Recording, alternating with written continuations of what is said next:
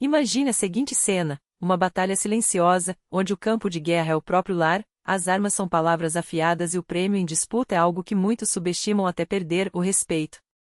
Essa é a história real de como uma mulher forte, mas cega pelo orgulho, quase destruiu tudo que tinha de mais valioso, e de como uma nora, aparentemente frágil, virou o jogo com uma estratégia que poucos esperavam.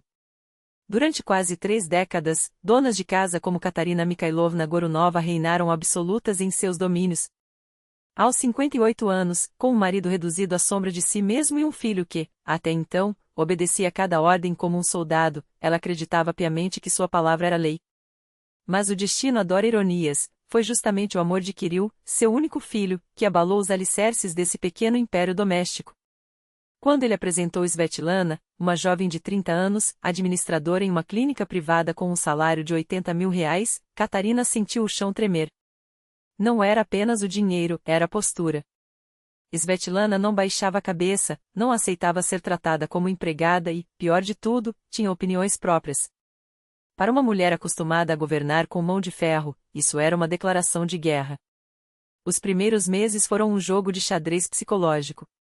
Katarina, mestre em manipulação, esperava o momento certo para desferir o golpe final. Svetlana, por sua vez, fingia não perceber as indiretas venenosas, apostando que o tempo traria equilíbrio. Kirill, preso no meio do fogo cruzado, tentava agradar a ambos, mas sua renda de R$ 50.000 como mecânico não permitia que o casal alugasse um lugar só deles. E foi aí que Katarina apertou o cerco. Se Svetlana morava em sua casa, então todo o salário dela deveria ser depositado nas mãos da dona da casa, ou seja, nas dela. A resposta foi um não firme.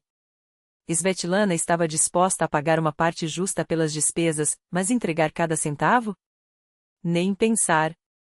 O que se seguiu foi um espetáculo de fúria. Katarina, vermelha de raiva, vociferava: "Você não é nada. Um trapo que meu filho vai jogar fora quando cansar.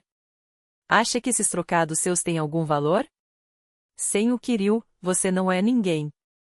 Svetlana ouviu tudo em silêncio, mas dentro dela uma decisão amadurecia: ou ela se dobraria, ou encontraria uma maneira de mostrar à sogra que subestimá-la tinha sido um erro fatal. A tensão no ar era cortante. Katarina ignorava Svetlana ostentativamente, enquanto sibilava veneno no ouvido do filho sobre a ingratidão da nora. Kirill, desesperado, pedia à esposa que cedesse pelo bem da família, mas Svetlana mantinha-se inabalável. Até que, num descuido que selaria seu destino, Katarina cruzou uma linha perigosa. Enquanto Svetlana tomava banho, ela invadiu o celular da nora. O que encontrou lá foi uma bomba-relógio prestes a explodir. Nas mensagens, uma revelação chocante: Svetlana tinha um tio influente, diretor da clínica onde trabalhava, pronto para promovê-la a chefe administrativa com um salário de R$ 150.000. Pior, ele já havia oferecido pagar o aluguel de um apartamento para que a sobrinha escapasse da sogra insuportável. Svetlana recusara até então, relutante em depender de favores, mas seu limite estava próximo. Katarina sentiu o mundo desabar. Pela primeira vez, ela encarava alguém que não apenas resistia, mas tinha opções. E opções, para uma controladora como ela, eram o pior pesadelo. O golpe final veio no jantar, quando Svetlana anunciou, com calma glacial, sua promoção e a decisão de alugar um apartamento. Kirill, aliviado, abraçou a ideia de finalmente ter sua própria vida. Katarina, porém, viu seu império desmoronar.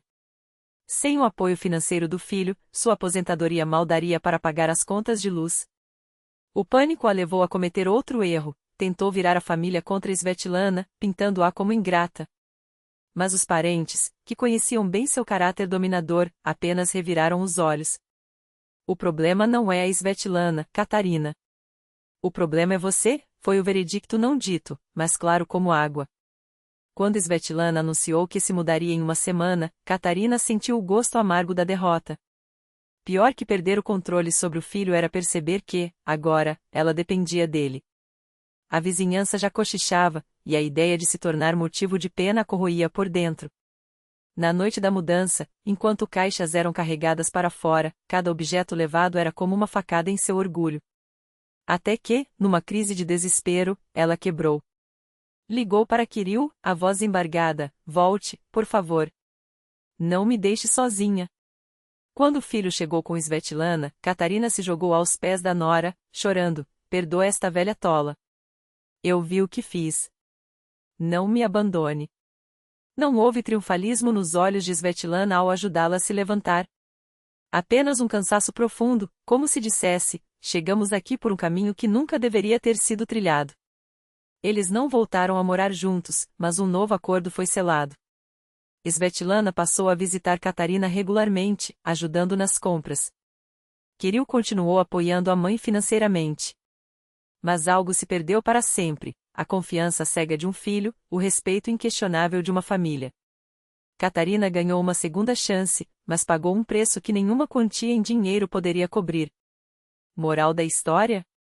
O poder construído sobre o medo e a humilhação é como um castelo de cartas, basta um sopro de dignidade para derrubá-lo.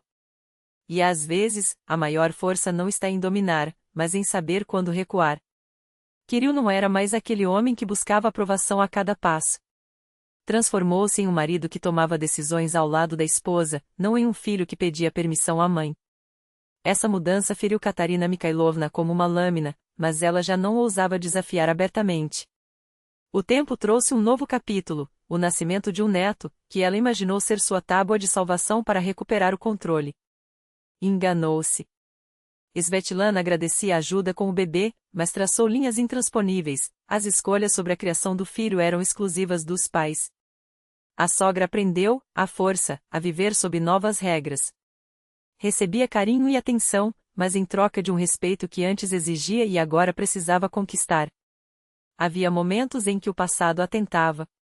A memória daquela noite, no entanto, ajoelhada, humilhada, com o peso de suas próprias escolhas esmagando-a, agia como um antídoto mais potente que qualquer sermão. 3 anos depois, o equilíbrio finalmente se estabeleceu. Katarina Mikhailovna havia se tornado uma avó comum, amorosa, presente, mas sem a pretensão de ditar ordens. Svetlana a tratava com consideração, embora a sombra da desconfiança nunca se dissipasse por completo. Kirill, por sua vez, revisitava aqueles dias com um amargor silencioso. Sabia que o conflito poderia ter sido resolvido com menos dor, se desde o início tivesse imposto limites com firmeza. Sua tentativa de agradar a todos só alimentou o monstro que depois o devorou, e a própria mãe, arrastando-a para um abismo moral do qual só emergiu quebrada. Para Svetlana, a lição foi clara e definitiva: a bondade não pode ser confundida com submissão. Às vezes, o único caminho para o respeito é demonstrar que se tem opções e coragem para usá-las.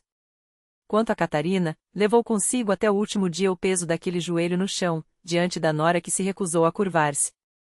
Foi a dose mais amarga que já engolira, mas também a mais necessária. Ensino derradeiro: o poder que se ergue sobre o medo e a coerção é uma armadilha que, cedo ou tarde, se fecha sobre o próprio carrasco. A história não perdoa tiranos, nem mesmo aqueles que se disfarçam de mães.